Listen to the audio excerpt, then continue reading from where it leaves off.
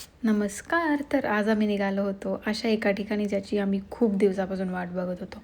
पण त्याआधी पटकन OOTD चेक केला आणि आम्ही तयार झालो आणि मस्त निसर्गाचा आनंद घेत आमचा प्रवास सुरू झाला.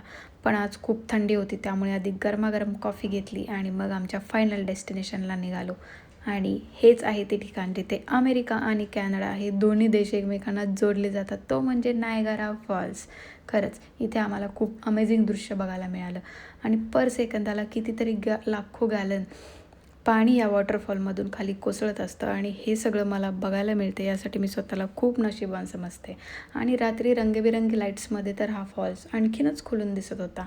आणि इकडे फायर क्रॅकर शोही असतो, तोही आम्हाला बघायचा होता. पण त्याआधी क्रिसमसमुळे तिकडे खूप सारे मस्त असे डेकोरेशन्स लागले होते आणि वाईबही एकदम भारी होती.